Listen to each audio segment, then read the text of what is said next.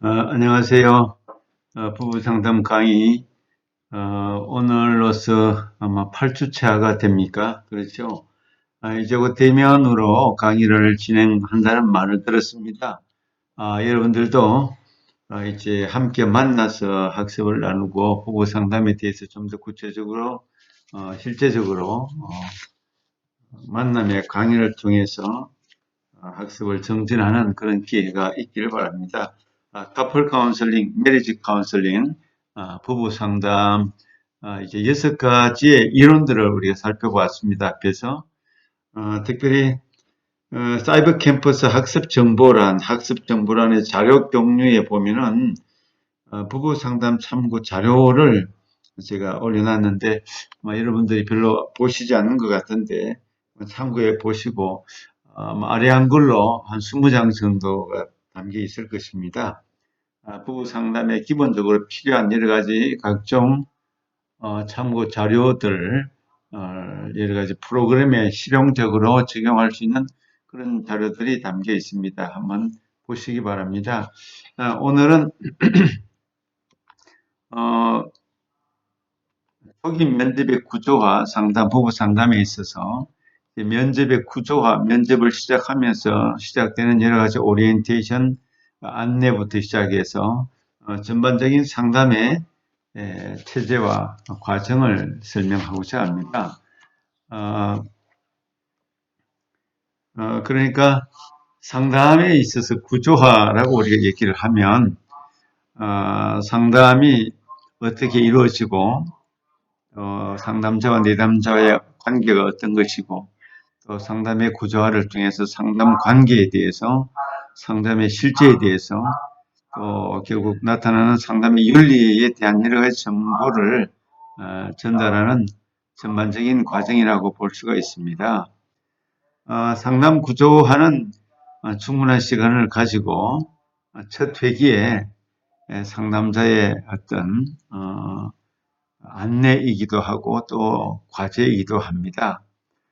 상담은 일반적으로 내담자를 잘 돕는 활동이지만 상담자로서 업무의 한계를 분명히 밝혀두는 것이 좋습니다. 내담자와의 약속 시간을 반드시 지킬 것과 또 그 약속을 지키지 못하는 경우에는 사전에 연락을 잘 해야 된다는 그런 것부터 시작해서 상담 관계에 대한 구조화가 있고 상담의 실제에 대한 그런 구조화도 있고 또 결론적으로 상담의 윤리적인 면을 잘 설명해 줘서 상담을 통하여 성장과 문제 해결 또 자기의 어떤 정체성을 재정립하는 그런 좋은 기회가 될 수 있도록 안내를 잘 해 나가는 것이 필요한 것입니다. 부부 상담에 있어서 초기 면접, 초기 접촉과 정보 수집이 1차적인 과정이 되겠죠. 면접을 이제 하면서 먼저 전화를 통해서 상담 접수를 할 수도 있고 직접 찾아올 수도 있고 인터넷을 통한 상담 신청을 할 수도 있을 것입니다. 이런 전반적인 안내를 통해서 내담자와 만남을 갖게 되고 또 이제 상담실에 찾아와서 초기 접촉을 하게 되겠죠. 초기 접촉을 통해서 이제 많은 정보를 수집하게 됩니다.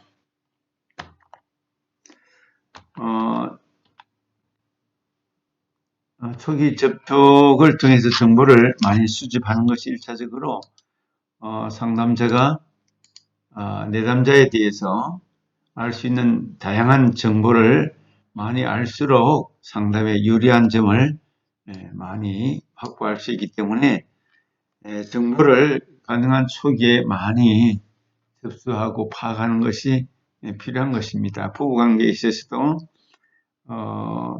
남편이 나오지 않을 수도 있고 아내만 나올 수도 있고 같이 나올 수도 있지만 대체적으로 우리나라 환경에서는 남편이 잘 참여를 거부하고 안 나오는 경우가 많습니다. 그런 경우도 그러면 부부 상담을 진행해야 되느냐라고 반문할 수도 있는데 1차적으로 아내가 먼저 상담을 진행을 하면 아내를 통해서 아내가 가지고 있는 어떤 문제를 잘 풀고 또 좋은 관계를 맺고 상담의 필요성을 인식시켜주고 또 아내를 통해서 어떤 동기부여를 함으로 인해서 남편에게 그 사실을 전달이 되고 남편도 반드시 상담을 통하여 관계가 좋아질 수 있다든지 가정이 평화로울 수 있다든지 또 문제가 해결될 수 있다든지 하는 여러 가지 좋은 자료를 공급함으로 인해서 남편도 이제 동기부여를 받고 함께 참여할 수 있는 그런 기회를 만들어가는 것이 상담자의 능력이라고 볼 수가 있습니다. 아내를 통해서 남편을 동기화시킨다. 기본적으로 그런 경우가 참 많이 있음을 인정하고 들어가야 할 것입니다. 남편도 물론 반대로 남편이 나오고 아내가 나오지 않는 경우도 있습니다. 그런 경우도 반대로 또 남편을 통해서 어떤 아내가 동기부여를 받을 수 있도록 여러 가지 상담자가 다양한 정보, 여러 가지 문제 해결 능력, 동기부여, 새로운 비전, 소망, 꿈, 또 부부간의 어떤 성장 이런 내용들을 다양하게 제시함으로 인해서 좋은 관계를 형성하고 상담이 진척될 수 있도록 그렇게 이끌어가는 것이 상담자의 과제고 숙제라고 할 수도 있는 거죠.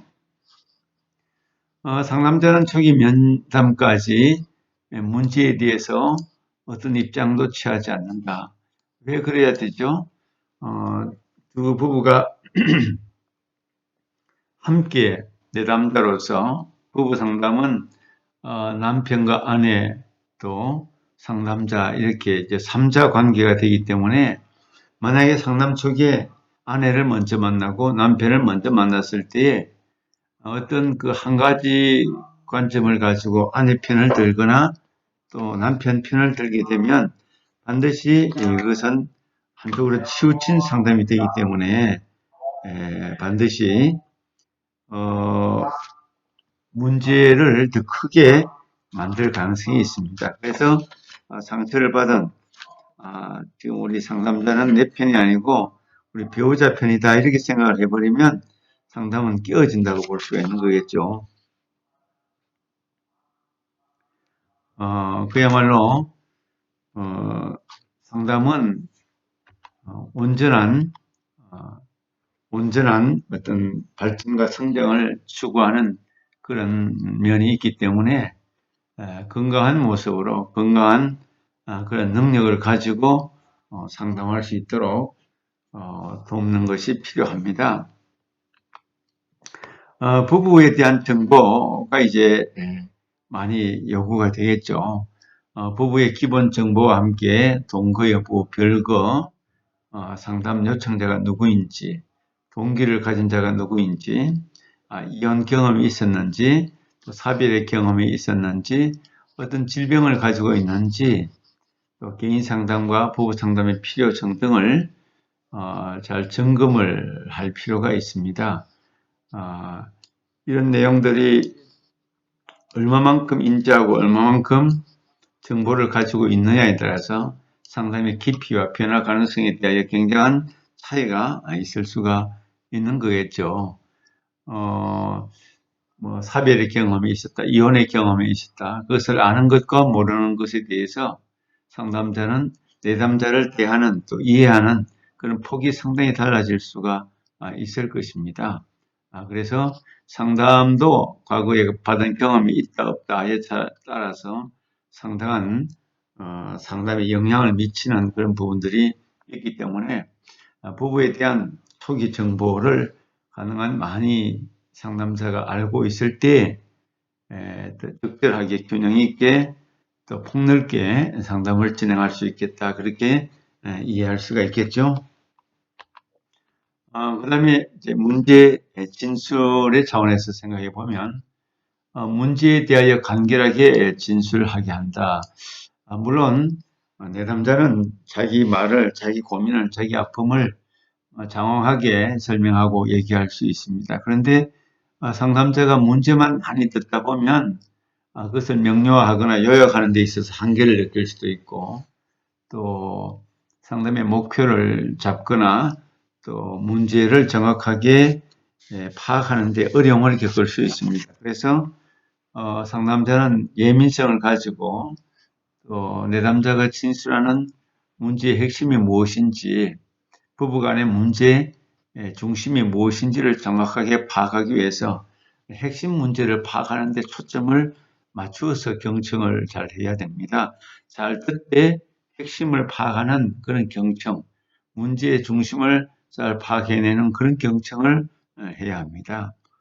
그렇지 않고 문제를 크게 보면 상담자도 상당히 어렵고 또 어떻게 요약해야 될지, 어떻게 문제를 풀어가야 할지 난감할 수가 있기 때문에 문제를 간결하게 자기 문제를 많이 진술하더라도 핵심 문제가 무엇인지를 간결하게 요약할 수 있도록 그렇게 상담자도 요약해낼 수 있고 내담자도 자기 문제를 결국 정확하게 서술하지만 결국 한두 가지로 이렇게 요약해낸다면 자기 문제를 무엇이라고 할 수 있겠는지에 대해서 진술할 수 있으면 훨씬 더 유리하고 문제 파악에 도움이 될 것입니다. 문제가 다른 가족과 친구들에게 어떤 영향을 주는지를 파악한다. 지금 부부간의 문제 또는 남편의 문제, 아내의 문제가 가족 안에서 자녀들에게 또 친가에 외가에 어떤 영향을 주고 친구들과는 어떤 관계에 있는가, 친구들이 부부간에 어떤 영향을 주고 있는가, 아내에게 영향을 미치는 다른 친구가 있는가, 남편에게 영향을 미치는 다른 친구가 있는가, 이런 것들을 잘 파악해 볼 필요가 있습니다. 왜냐하면 제3자에 의해서 영향을 많이 받는다면 그것은 문제 해결에 있어서 부부만의 문제가 아니고 제3자에 개입되는 문제가 되기 때문에 그것을 잘 끊어버리고 처리하고 해결하고 부부 문제를 접근해야 되기 때문에 다른 제3자적인 문제가 무엇이 있는가에 대해서 잘 파악하고 또 그것을 해결하는 데 초점을 맞출 필요가 있는 것이죠. 세 번째로 문제에 대하여 배우자의 관점을 요약한다. 배우자, 남편과 아내가 보는 문제의 관점이 뭔가, 두 사람은 문제를 어떻게 보고 있는가, 두 사람이 어떤 성격의 문제인가, 경제적인 어떤 문제 때문인가, 아니면 대화의 문제인가, 또 자녀 양육의 문제인가, 또 원가족과의 어떤 관계 때문에 일어나는 문제인가, 이런 그 문제를 정확하게 파악해서 문제를 요약할 수 있을 때 이것을 어떤 이론을 가지고 내가 부부 상담에 임할 것인가, 또 나는 주로 어떤 이론이 편리하고 내가 적용하기 제일 쉬울 것인가, 이것을 잘 파악해서 접목하기 위해서 배우자의 문제 관점, 배우자의 어떤 핵심 문제를 정확하게 요약할 수 있어야지 내가 사용하고자 하는 그런 부부 상담의 이론과 접목이 훨씬 더 쉽고 편리할 수가 있겠다. 그렇게 생각할 수 있는 거죠. 네 번째로 과거의 상담 경험에 대해서 우리 생각해 볼 수가 있습니다. 부부가 과거 상담 경험을 확인해서 어떤 상담 방법이 가능한지에 대해서 정보를 얻는 것도 필요합니다. 과거에 상담을 많이 해본 경험이 있는 사람, 또 처음 상담실에 온 사람, 상당한 차이가 있습니다. 과거에 이곳저곳에서 상담을 해본 경험이 있다면 이분은 별로 상담에 대한 동기가 약하다고 볼 수가 있습니다. 그곳에서도 문제가 해결되지 않았는데 아마 이곳에서도 문제 해결되기 어려울 거야. 부정적인 관점에서 나올 수도 있고, 또 우리가 쇼핑을 하듯이 이곳저곳 다니면서 그쪽의 상황은 어떠한 것인지에 대해서 파악하려고 찾아온 그런 내담자들도 있기 때문에 과거의 상담 경험이 얼마나 있었는지, 또 얼마나 진지하게 참여했는지, 몇 번이나 상담을 받았었는지 이런 거에 대해서 확인해 볼 필요가 있고, 또 상담 방법이 가능한지에 대한 정보를 얻을 필요도 있습니다. 부부의 기대와 동기 파악, 관련자들의 충고와 제안을 어떻게 했는가, 부부가 어떤 기대감을 가지고 찾아왔는가, 또 과거에는 어떤 부부간의 기대감을 갖고 있는가, 우리는 깨어지기를 원한다, 회복되기를 원한다, 우리는 노력해서 예전처럼 다시 회복되는 것을 바라고 있다. 이런 차원에 있어서 다양한 기대가 있을 수 있을 것입니다. 동기를 파악하는 것. 상담은 동기를 가진 자와 동기를 갖지 않는 자는 굉장한 차이가 있는 거겠죠. 문제를 풀겠다, 문제를 해결하겠다는 마음속에 강한 동기를 가지고 있으면 상담은 아주 쉽게 파악하고 해결되고 또 전진할 수가 있습니다. 미래를 향해서 나아갈 수가 있습니다. 그러나 동기가 약하면 상담자가 대단히 힘들고 어떤 방법을 동원하더라도 내담자가 변화되기를 거부한다면 자기는 문제가 없다고 주장한다면 상담은 상당히 어려울 수밖에 없을 것입니다. 또 관련자들의 충고와 제안을 어떻게 받아들였는가. 과거에 상담을 했을 때 어떤 문제를 가지고 충고를 했다, 제안을 상담자가 했는데 그때 어떻게 받아들이고 어떻게 수용했는가, 이런 문제가 또한 중요한 문제가 아닐 수가 없습니다. 상담 참가 여부, 부부가 함께 앞으로 계속해서 상담에 참여할 수 있는가, 아니면 남편은 못 오고 아내만 올 것인가, 아니면 반대로 남편만 오고 아내는 오지 못하는가, 언제 빠질 것인가, 둘 중에 한 사람만 참여할 것인가, 이런 문제를 구체적으로 계약을 하고 또 확인을 하고 또 과제를 부여하고 약속을 해서 상담은 참여하지 않으면 효과가 반감되고 잘 안 되니까 상담에 참여할 수 있도록 그렇게 유도하고 그런 약속을 하고 계약을 맺는 이런 과정이 꼭 필요한 것입니다. 또 어떻게 불참한 배우자를 참여시킬 것인가. 앞에서 언급한 것처럼 한 사람이 참여하더라도 그 사람의 어떤 변화, 동기를 통해서 상담의 필요성을 알고 상담을 받으면 변화될 것이다. 우리 가정에 희망이 있다. 부부간에 변화될 가능성이 있겠다. 이 상담처는 신뢰할 만하다. 이런 동기를 부여받으면 불참한 내담자, 배우자도 참여한 배우자를 통하여 어떤 동기부여를 받고 자극을 받으면 참여하게 될 수 있는 거죠. 또 그리고 개별 상담은 또 어떻게 혼자만 나왔을 때 어떻게 진행할 것인가, 계속 진행할 것인가, 중단해야 할 것인가, 이런 문제로도 우리 고민하고 염려하지 않을 수가 없습니다. 그 다음에 상담 스케줄 정하기, 예. 부부가 함께 올 수 있는 시간을 정하기. 그것은 이제 상담자와 내담자 부부가 함께 올 수 있을 때 어느 시간이 좋은지 그건 협력해서 합의해서 정할 수 있을 것입니다. 첫 회기에 함께 만나는 것이 참 좋다. 왜 그럴까요? 첫 회기에 한 사람만 만나면 우선권이 먼저 만난 사람에게 있게 되어 있습니다.